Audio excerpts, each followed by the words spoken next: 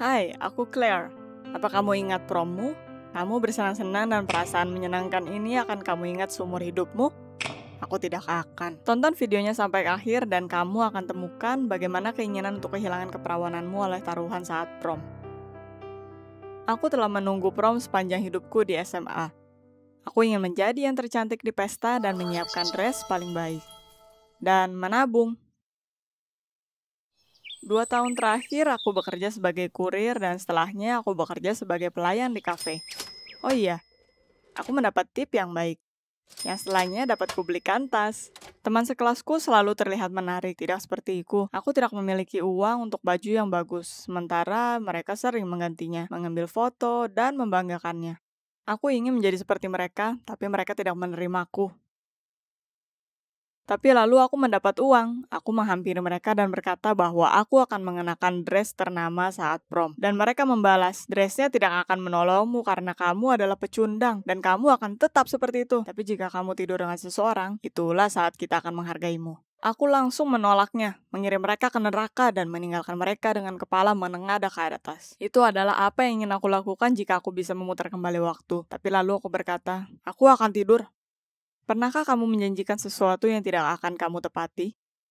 Jadi aku mengacuhkannya, tidak berpikir itu akan berjalan sejauh itu. Aku mengatakannya dan seketika menyesalinya, karena aku tidak pernah memilikinya dengan pria dan aku tidak memiliki pacar.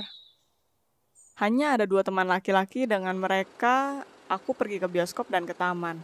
Kita berbincang, dan selesai, kita tetap berteman. Teman-temanku tentu saja seketika memegang tanganku. Mereka mulai mengajariku cara merayu, bagaimana berkomunikasi dengan pria secara tepat, bagaimana bersikap, berjalan, berpenampilan, dan bernapas. Aku murid yang baik, aku cepat belajar. Tapi pria itu tetap tidak ada di sana. Kepada siapa aku akan melakukan? Ini, prom yang sudah ditunggu-tunggu datang. Teman-temanku berjalan mengitari dan melihatku. Mata mereka memancarkan keyakinan. Kita mengawasimu dengan dekat dan berharap kamu memegang perkataanmu. Berkata bahwa aku gugup berarti tidak berkata apa-apa. Aku tidak tahu kepada siapa aku akan melakukannya. Tapi lalu tiba-tiba, Cameron mengajakku untuk menari. Dia memelukku dan aku berpikir bagaimana supaya tidak jatuh karena aku menari dengan pria untuk kedua kalinya dalam hidupku. Yang pertama kali adalah di TK. Cameron tiba-tiba berkata, aku mencintaimu.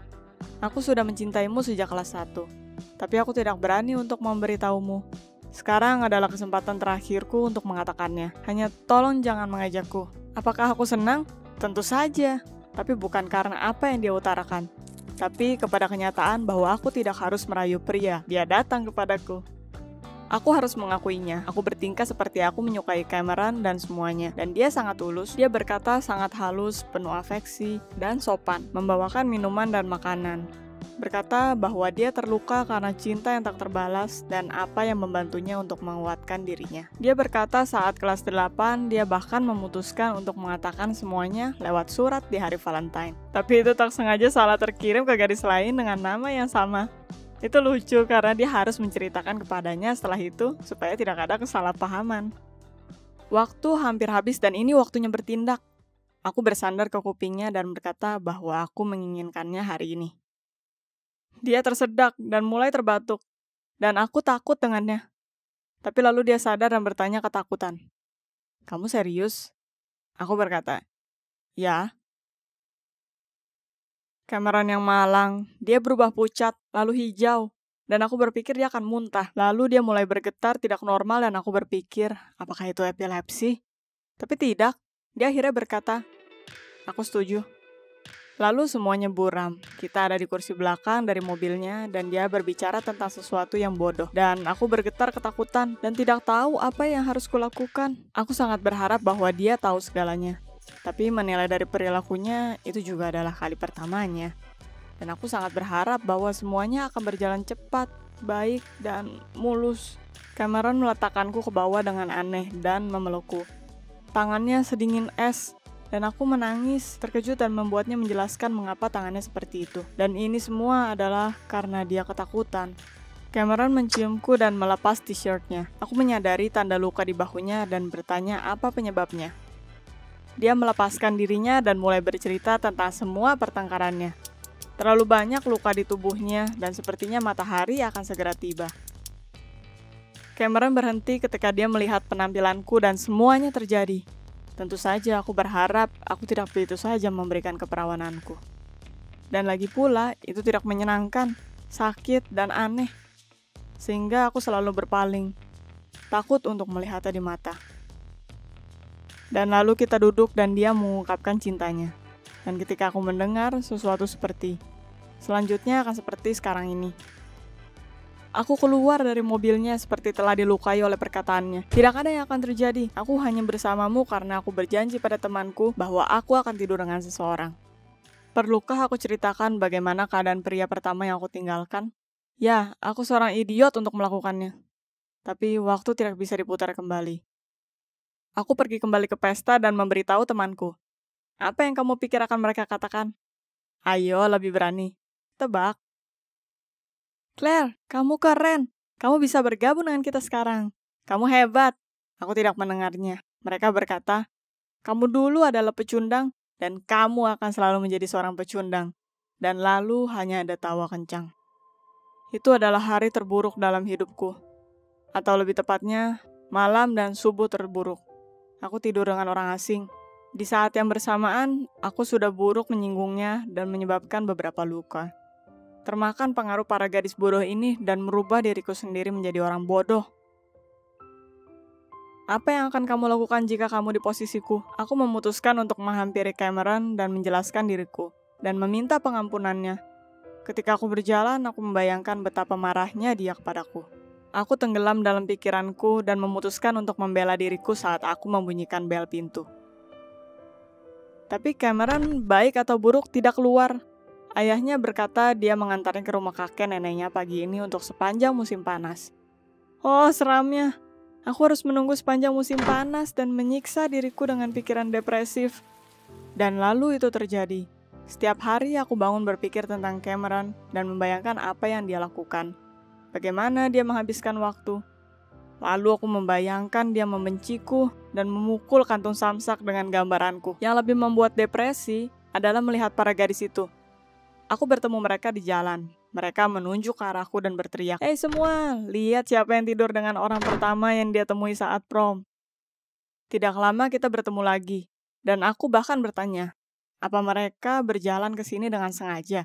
Salah satu dari mereka berteriak, "Bagaimana kamu bisa memiliki seks dengan Cameron?" Sangat menyeramkan. Aku tidak bisa diam dan berteriak, "Siapa kamu? Dasar kambing." Dan Cameron mencintaiku, dan aku mencintainya. Setelah itu aku menangis. Teman sekelasku tertawa, tapi aku tidak peduli.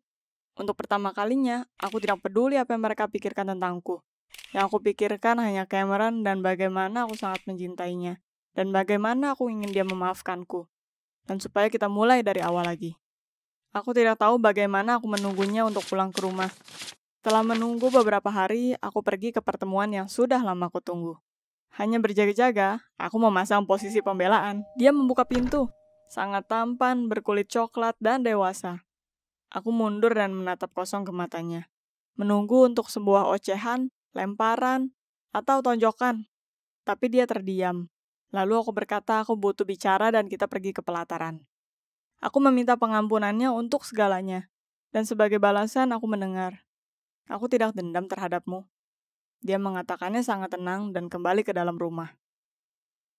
Aku ingin berkencan denganmu dan bersamamu. Lihat bintang-bintang dan hitung mereka setiap kali. Aku meneriakkan semua hal yang aku tulis selama 2 bulan belakangan ini. Ya, aku sangat ingin bersamanya. Tapi sebagai balasan, dia berubah, menatapku dan pergi ke dalam rumah. Itu berakhir. Aku berhak mendapatkannya, dan itu adalah kesalahanku. Menjadi seseorang seperti itu dan akhirnya berharap diampuni dan diterima dengan tangan terbuka. Sudahlah, seketika Cameron kembali. Dengan teleskop rumah sesungguhnya, dia berteriak, "Tolong aku!" Aku melompat, dan kita mulai mengatur peralatan tepat di pekarangannya. Cameron mengakui bahwa dia masih mencintaiku, tapi aku melukainya sangat buruk, dan dia akan membutuhkan waktu untuk mempercayaiku. Tapi itu tidak menghentikan kita untuk menunggu sampai malam dan melihat bintang bersama. Jika kamu suka dengan ceritanya, like. Aku akan senang jika kamu subscribe ke channel ini dan menekan tombol loncengnya. Lalu kamu tidak akan melewatkan seri baru. Jangan berdebat dengan kehormatanmu dan biarkan kamu dikelilingi oleh teman yang loyal dan jujur. Hai, aku Cheryl. Usiaku 17 tahun. Pernahkah orang tuamu ikut campur dengan hubungan kamu dengan pacarmu? Apa yang kamu lakukan? Biarkan aku menceritakan secara jujur tentang hubungan terakhirku dan keluargaku. Tonton sampai akhir dan kamu akan melihat bahwa sikap orang tua yang melarang ternyata ada rahasianya. Aku baru memasuki SMA dan cukup populer. Aku punya banyak teman laki-laki yang menyukaiku, tetapi tidak teman perempuan. Aku hanya punya 2 teman dan sisanya, ya, kamu akan lihat. Banyak yang iri terhadapku. Aku seperti mimpi anak laki-laki. Aku rasa mereka takut bahwa aku akan merebut pacar mereka. Aku telah berpacaran dengan banyak anak laki-laki, tetapi hubungan itu hanya sementara. Kita putus, kadang aku meninggalkan mereka atau mereka meninggalkanku. Awalnya selalu baik, tapi kemudian... Ada alasannya aku agak tidak nyaman membicarakan hal ini karena itu tentang intimasi. Semua pria menginginkan lebih dari sekedar jalan-jalan romantis dan ciuman, tapi aku bilang tidak. Aku tidak ingin lanjut ke hal yang lebih jauh. Orang tuaku melarangku untuk melakukannya. Mereka ingin aku tetap perawan sampai aku berusia 18 tahun. Mereka memastikan aku pulang tepat waktu dan tidak membiarkanku untuk menginap di rumah teman. Dan aku tidak ingin berbohong kepada mereka, karena aku memiliki hubungan baik dengan mereka. Mereka penyayang dan tidak pernah berkata tidak kecuali... tidur dengan teman laki-laki. Aku menyadari sekarang mengapa, tapi aku akan bercerita tentang hal itu nanti. Ketika aku putus dengan anak laki-laki lain, Alex mengajakku kencan. Dia seorang yang populer dan para gadis menyukainya. Dia keren dan aku menyukainya. Kita mulai berkencan dan semua orang iri dengan kita. Kita sangat senang, kita pasangan yang sangat serasi. Suatu hari Alex bertanya kepadaku, mengapa aku meninggalkan para anak laki-laki itu dengan begitu cepat? Aku malu dan aku mengarang sesuatu. Aku takut dia akan mengarah lebih jauh. Begitu banyak gadis yang menyukainya dan dia sangat tampan. Dan hal itu terjadi. Aku hanya berdua di rumahnya, dia mulai menciumku. Sulit untuk berhenti. Aku sangat menyukainya. Aku tidak tahu harus berkata apa. Mungkin seharusnya aku tetap tinggal dan melakukannya. Tapi orang tuaku menelepon. Ketika aku sampai di rumah, mereka mengomeliku dan aku pun menangis. Alex memanggilku dan kami bertengkar. Aku mencoba menjelaskan tentang orang tuaku, tapi dia pikir aku berbohong dan hanya mengarang cerita. Dia marah dan tidak percaya dengan apa yang aku katakan. Dan kemudian dia mengirim SMS dan memutuskanku. Oh tidak, dia sangat keren dan kami banyak menghabiskan waktu bersenang-senang bersama. Aku menelepon, berusaha meyakinkannya bahwa kita bisa menyelesaikannya. Dia adalah pria tertampan di sekolah dan aku siap untuk melangkah lebih jauh. Dia bilang dia akan memberiku kesempatan lain. Aku seharusnya bertemu dengannya malam itu. Di sebuah mobil, dia menungguku di sana. Dan aku siap melakukan itu, kamu tahu? Aku siap melangkah sejauh itu. Aku menunggu malam tiba, membuat boneka bantal di tempat tidur, mengenakan pakaian dalam dan jeans terbaikku dan melongok dari jendela. Untuk berhadapan langsung dengan ibuku. Pernahkah kamu tertangkap basah seperti itu? Tulis di komentar. Aku berpikir dia akan marah, tapi ibu lebih terlihat takut daripada marah.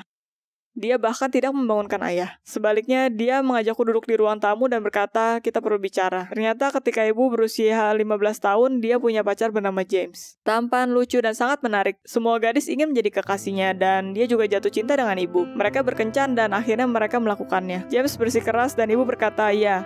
Kemudian tidak pernah menerima telepon ibu, dan ibu belum pernah melihatnya lagi. Dan dia mengatakan sesuatu yang mengejutkanku. James adalah ayahku. Awalnya aku tidak percaya. Aku pikir aku hanya berbisik, ibu. Jadi ibu menyembunyikannya semua ini dariku, dari ayah juga, yang sebenarnya bukan ayahku. Oh Tuhan, aku merasa lemas. Ibu melahirkanku saat berusia 16 tahun. Ketika seusiaku, dia sudah mengurus bayi. Aku tidak pernah memikirkan itu sebelumnya. Ya Tuhan. Ibu bilang dia tidak ingin hal yang sama terjadi padaku dan ini bukan tentang hamil. Dia bilang dia tahu aku pintar dan akan memakai perlindungan. Tapi ibu merasa hancur dan dipergunakan karena James mendapatkan hal yang diinginkannya dan pergi. Dia menangis selama beberapa bulan dan kemudian dia tahu bahwa dia hamil. Dia harus menguatkan diri. Aku masih kaget, aku memikirkan kembali banyak hal tentang kebahagiaanku. Orang tuaku banyak meminta, tapi aku tidak pernah merasa tidak diinginkan. Dan itu bisa berbeda. Aku pernah mendengar cerita itu. Astaga, pasti mengerikan sekali menjadi anak yang tidak diinginkan. Dan ibu pasti kesulitan, dia sendirian. Untungnya ayahku kemudian ada di sana untuknya. Aku pikir orang tuaku benar. Jika seorang pria mencintaimu, dia tidak akan memaksamu untuk tidur dengannya. Aku menulis itu ke Alex dan menjauhkan teleponku. Aku ingin bersama ibu sekarang dan besok aku akan lihat apa yang Alex tulis. Aku tidak tahu apakah dia akan mengerti, tapi aku tidak marah sekarang ketika orang tuaku tidak membiarkanku berpesta. Apakah orang tua kalian melarangmu? Hal apa yang dilarang? Jika kamu ingin mendapatkan video terbaru, tekan lonceng dan subscribe ke channel ini. Like video ini jika kamu ingin orang lain untuk melihatnya. Semoga harimu menyenangkan. Berikan pelukan untuk orang tuamu. Hai, aku Patricia dan aku berumur 13 tahun. Pernahkah kamu berbohong besar pada orang tuamu? Aku berbohong pada ayahku menutupi kebohongan ibu. Tonton sampai akhir untuk mengetahui rahasia apa yang bisa disimpan orang terdekatmu. Semua berawal ketika aku pulang lebih awal dari sekolah. Aku mendengar tawa laki-laki dari dalam rumah. Tapi setelah aku memasuki rumah, lelaki yang tidak aku kenal pergi buru-buru mengenakan sepatu dan memegang jaket. Aku tidak sempat melihat mukanya. Aku pergi ke dalam untuk melihat ibu. Terlihat ketakutan di sebelah meja. Dia bergetar dan melihat bergantian ke sisi jendela, kepadaku, dan ke pintu. Dia berkata bahwa lelaki tersebut adalah teman sekolah lamanya dan dia berkunjung untuk mengenang masa lalu. Dia memintaku untuk tidak bercerita kepada ayah dan tidak perlu khawatir. Dia melihatku seakan menunggu jawaban. Tenggorokanku seketika kering dan aku mengangguk. Ayah bekerja sebagai direktur penjualan. Perusahaannya sedang berkembang, jadi dia giat bekerja dan sering melakukan perjalanan bisnis. Aku hanya bertemu dengannya saat sarapan dan bahkan tidak setiap hari. Tapi bahkan di waktu yang sedikit ini, dia penuh dengan cinta dan senyuman. Ibu mau menyembunyikan kedatangan temannya. Aku merasa aku harus menceritakan ini pada ayah. Tapi aku tidak bisa. Aku menyimpannya. Minggu-minggu pun berlalu. Aku tidak melihat lelaki itu lagi, tapi ibu semakin sering berbelanja. Aku melihat lelaki yang sama 1 bulan kemudian. Ibu berkata dia hanya berkunjung, membawakan foto masa kecil. Tapi kota kosong itu berbicara lain. Aku semakin khawatir, mulai mengawasi banyak hal, melawan perasaanku. Ibu berbohong dan aku tidak tahu kenapa. Sementara itu, lelaki itu pamit dan bergegas. Ibu seakan tahu apa yang kupikirkan. Ibu berkata, aku berkata hari ini kepada ayah akan ada teman datang. Tanganku yang sedang memegang HP terjatuh. Masalahnya seperti teratasi sendiri, yang sebenarnya tidak ada. Aku mengarangnya saja. Setelah itu, aku berpapasan dengan orang asing itu beberapa kali. Tidak pernah menyapanya walaupun dia berusaha berbicara atau bertanya apa kabar. Suatu hari ayah berkata dia akan lembur kerja, tapi ternyata tidak.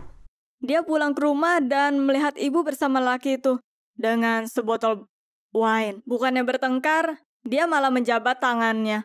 Namanya Frank dan dia bergabung dengan mereka.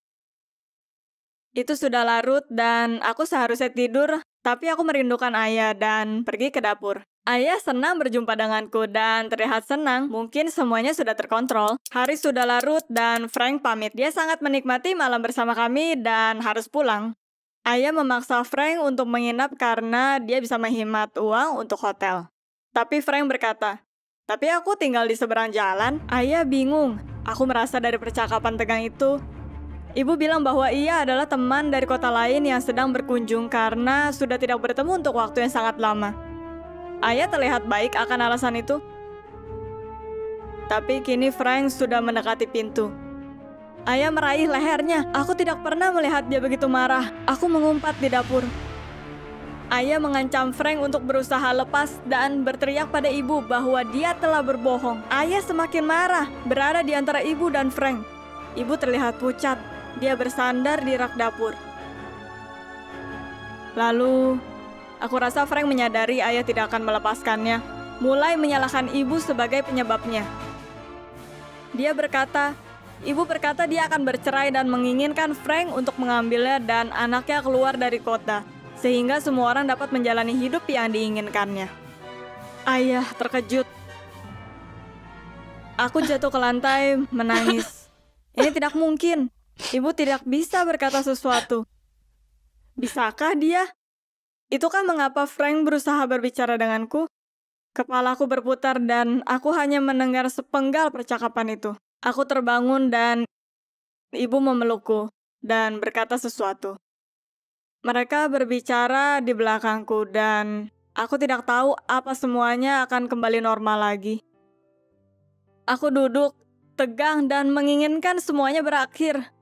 Ketika aku harus memilih untuk tinggal dengan siapa jika mereka bercerai, tanpa berpikir panjang aku memilih ayah. Itu melukaiku. Aku tidak mau kehilangan orang tua dan bertanya pada ayah untuk mengizinkanku melihat ibu sesering mungkin. Dia berkata akan melakukan apapun yang membuatku senang. Aku melihat ibu hampir setiap hari dan dia berjanji untuk berbicara mengenai ini saat aku dewasa. Pernahkah hidupmu berubah drastis karena keputusan orang tuamu? Bagikan ceritamu dan jangan lupa untuk subscribe.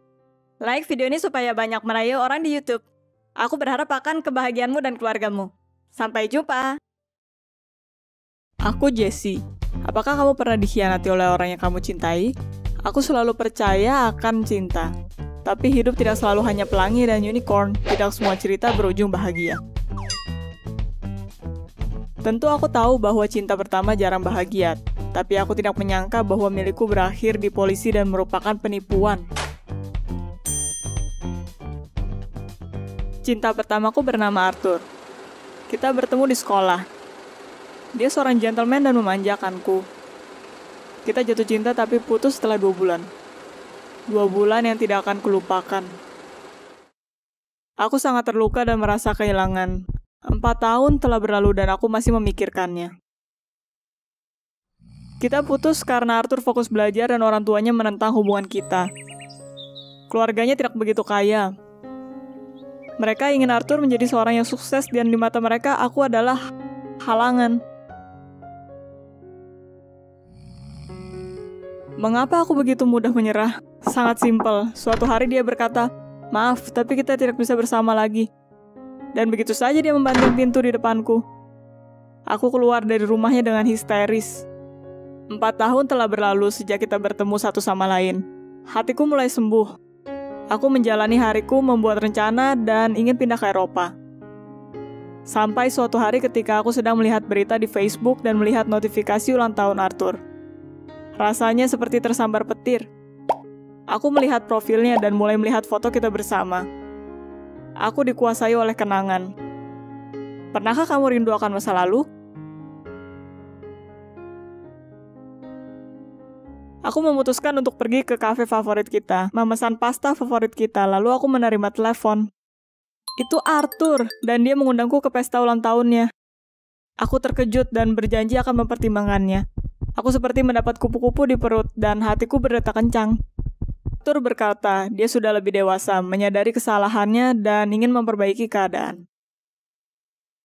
Aku setuju karena aku masih menyimpan perasaan untuknya dan sangat ingin berjumpa lagi.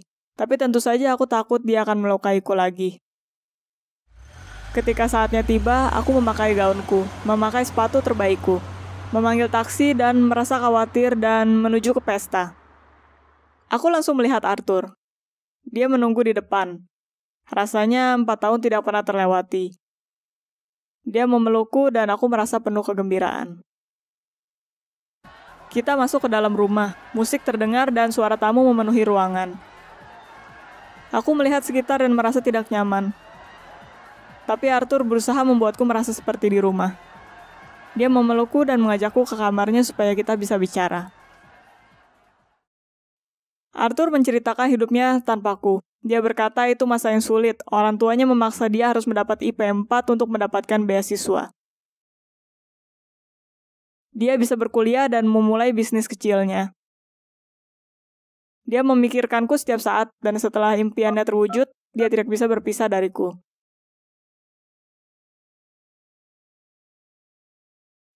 Kita mengobrol sebentar tentang bagaimana kita telah berubah, lalu kita kembali ke pesta.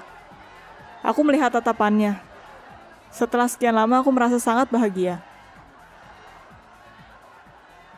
Setelah pesta, kita lanjut menemui satu sama lain, dan setelah seminggu, Arthur menawariku untuk bersama lagi. Orang tuanya tidak ikut campur akan hubungan kita lagi, dan kuliah telah selesai. Awalnya aku tidak mau memberitahu orang tuaku akan hubunganku dengan Arthur. Aku takut mereka akan marah. Mereka ingat bagaimana aku hancur dan sakit hati. Kita menikmati waktu bersama, kita belanja bersama. Arthur membawaku ke toko perhiasan dan menawariku untuk mencoba cincin dan anting. Aku mencoba cincin pertama dan tiba-tiba Arthur bertanya, "Kamu mau menikah denganku?" Tentu aku jawab iya. Sekarang aku harus memberitahu orang tuaku. Mereka terkejut akan peristiwa mendadak ini dan tidak berkata apa-apa, tapi mereka harus menerimanya. Tapi setelah beberapa saat, Arthur berubah. Aku khawatir itu adalah salahku.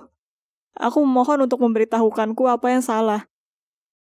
Ternyata bisnisnya berjalan buruk dan membutuhkan investor segera. Aku melihat detailnya dan membicarakannya dan menawarkan bantuanku. Bantuan ayahku lebih tepatnya. Aku memohon bantuan uang dari ayahku. Aku berkata bahwa Arthur memiliki masalah dan dia membutuhkan sejumlah uang. Dia akan membayar kembali setelah dia mendapatkan kesempatan. Arthur langsung berfokus pada pekerjaan. Pekerjaannya rumit dan dia selalu sibuk dengan pekerjaan. Bahkan saat kita tertidur bersama, dia bergumam tentang bisnisnya. Aku merasa tidak nyaman. Ayahku setuju untuk memberikan uang. Malam itu kita mentransfer uangnya. Ayahku kembali tenang dan menyarankan untuk makan malam bersama, merayakan pertunangan kami dan untuk menguatkan hubungan kami. Dia ingin lebih mengenal Arthur. Sepanjang malam Arthur dan ayah bercanda bersama. Aku melihat mereka dan hatiku sangat gembira. Mereka sangat cocok. Tak lama setelah itu mereka disatukan oleh rekan bisnis ayahku. Paman Frank berkunjung dan menyerahkan dokumen. Ayah selalu memperlakukan ia seperti saudara dan bagian keluarga. Aku menyayanginya seperti pamanku sejak aku mengenalnya. Itulah mengapa ayah menyuruhnya untuk tinggal. Dia pulang malam hari dan mengantar Arthur ke kamar tamu. Aku pergi ke kamar tidur, tapi malam hari aku pergi melihat Arthur dan ingin menanyakan tentang malamnya. Tapi dia tidak ada di kamar tamu. Aku tidak menghiraukannya dan kembali tidur. Arthur pamit di pagi hari. Di sore hari ayahku masuk ke kamarku dengan marah. Aku tidak pernah melihat dia semarah itu. Dia berkata bahwa berangkas di kamarnya telah dirusak. Uang yang hari itu harus dia berikan ke rekannya hilang. Tentu saja ayah menuduh Arthur. Aku tidak bisa berkata sepatah pun ketika ayah keluar dari kamarku dan menghubungi polisi. Polisi menggeledah rumah cukup lama, lalu mereka menanyaiku. Aku tidak bisa menyerahkan Arthur walaupun dia adalah tersangka. Aku tidak yakin apa yang harus aku katakan, jadi aku bilang bahwa aku memintanya untuk menghabiskan malam bersamaku dan pergi di pagi hari. Aku merasa buruk. Bagaimana aku bisa begitu bodoh? Aku mempercayai Arthur lagi. Bagaimana dia bisa menjadi kriminal? Aku tidak percaya. Aku menuju ke rumah Arthur dan mau mencari tahu tentang segalanya. Dia sedang menyirami bunga di taman. Dia terlihat senang. Aku memeluknya lalu menjauh. Dia memintaku untuk menunggu di dalam. Waktu aku duduk di ruang tamu, aku merasa ada sesuatu di bawahku. Aku merogoh tanganku ke bawah sofa dan menarik sebuah tas. Tas penuh dengan uang. Aku terkejut walaupun aku sudah curiga. Aku merasa keringat mengucur di dahiku. Tanganku bergetar dan kepalaku memutar. Uang. Arthur. Jadi ternyata dia. Aku merasa kosong. Aku mengingat kembali masa kita bersama dan tidak bisa mempercayainya. Ini tidak benar kan? Aku menghubungi polisi dan berkata bahwa Arthur adalah pencuri. Itu adalah keputusan terberat dalam hidupku. Aku jatuh cinta dengan bajingan dan memberitahu diriku bahwa aku tidak seharusnya menyembunyikan itu. Polisi tiba di saat Arthur memasuki rumah. Dia sama kagetnya dan melihatku dan bertanya apa yang terjadi. Aku tidak bisa melihat matanya. Aku benci dengan diriku sendiri karena terlalu percaya. Polisi mengambil uang dan Arthur dan aku menghubungi ayah, menangis. Di telepon aku mengaku bahwa aku berbohong padanya dan polisi kemarin malam. Arthur dibebaskan dalam beberapa hari. Dia langsung menuju rumahku dengan polisi. Polisi memberitahu ayah bahwa Arthur bukanlah pencurinya. Uang itu adalah keuntungan bisnisnya dan dia akan menggunakan itu untuk membayar hutangnya. Ayah terlihat terkejut. Dia tidak bisa menerima berita ini. Dia menjabat tangan Arthur dan menepuk pundaknya. Ternyata rekan ayahlah yang mencuri uangnya. Dia telah melakukan itu selama 10 tahun. Aku ingat ayah berkata bahwa seseorang yang dekat dengannya mencuri hasil jerih payahnya. Polisi tak sengaja menangkapnya, mantan pacarnya yang melaporkannya. Rekan ayah membobol brankas dan mengosongkannya. Selama ini ayah menjalankan bisnis bersamanya. Berita ini sangat mengejutkan. Dia mempercayainya dan selalu memperlakukan dia seperti keluarga. Setelah beberapa saat sejak peristiwa itu, kita menggelar pernikahan. Kita mengundang band dan ayah mabuk berbicara mengenai cucu. Aku mengundang semua teman perempuanku. Mereka mengucapkan selamat. Aku sangat senang.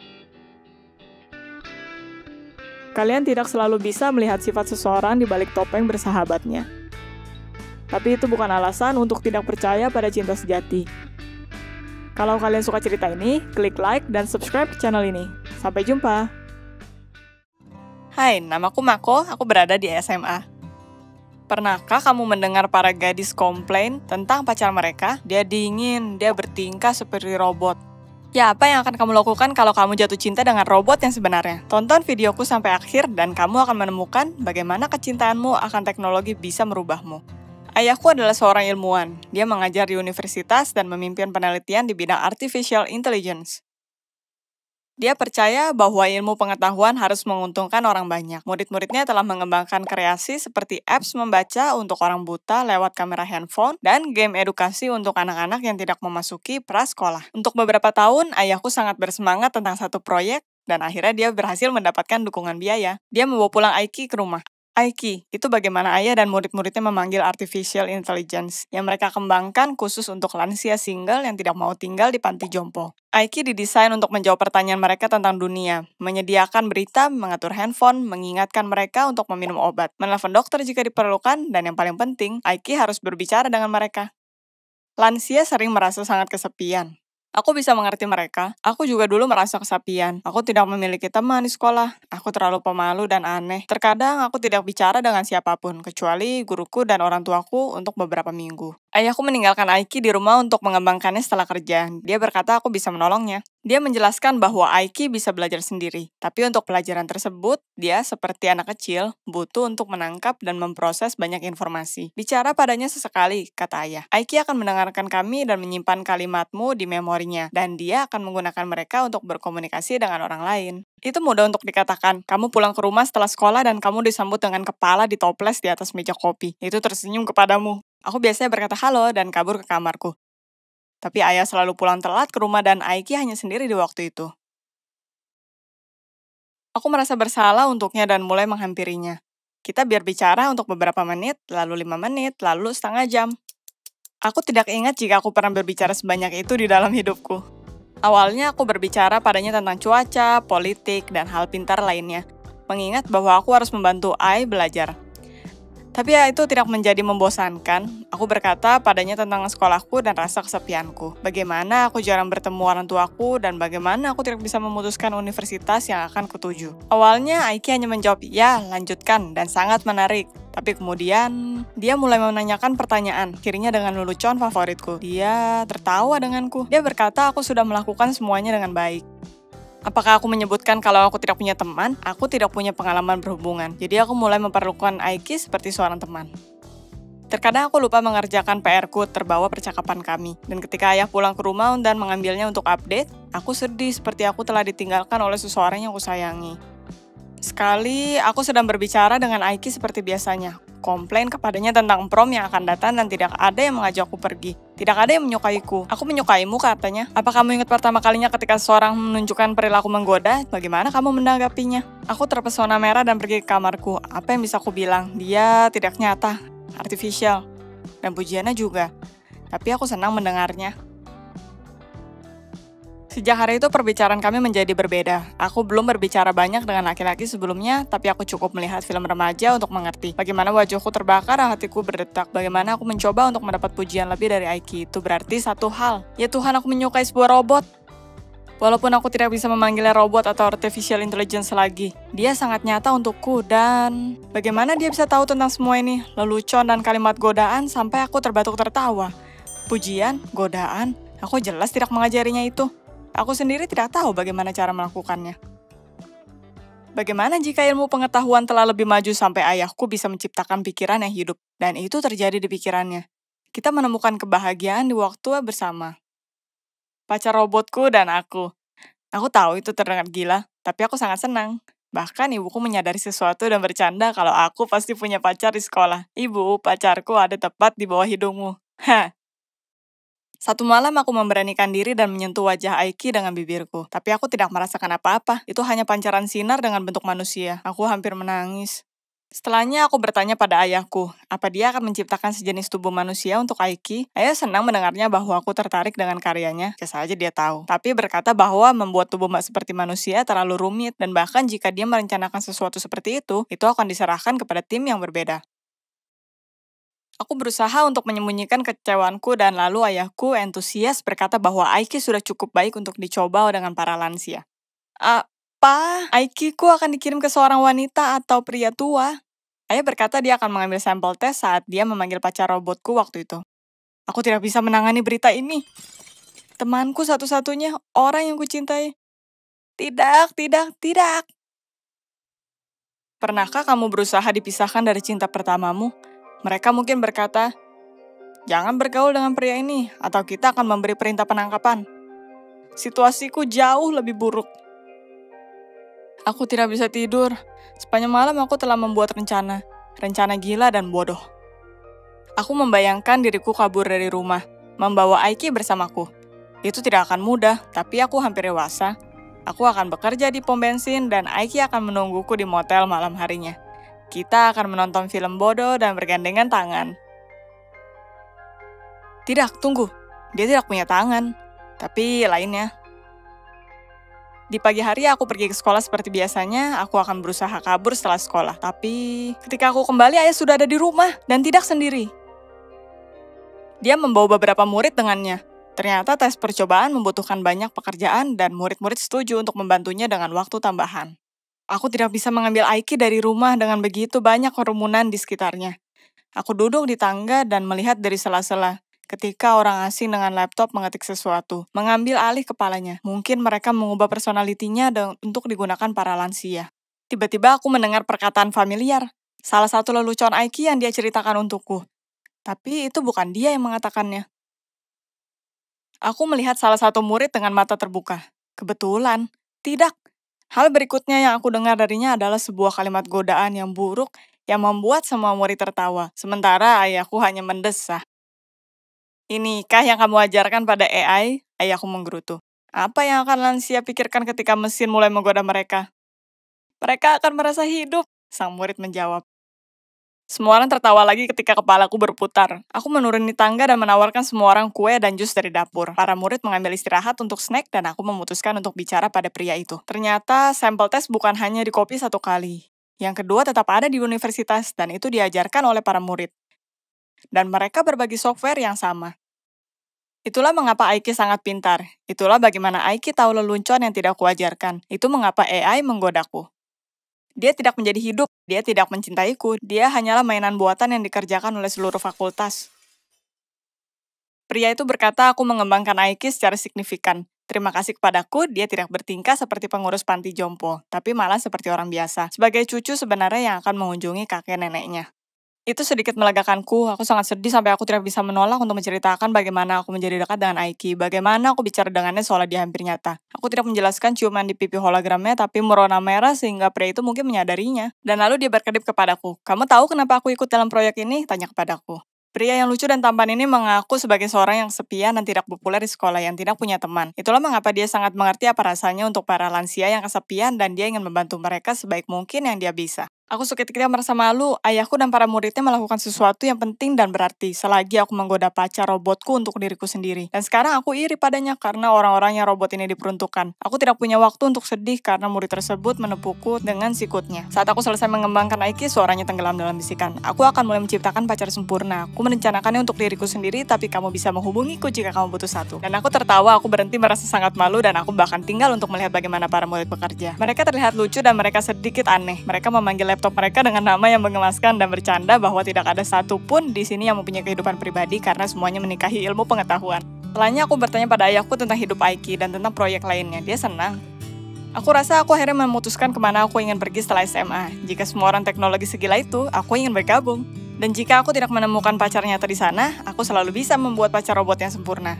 Aku pikir teman baruku akan senang untuk membantu.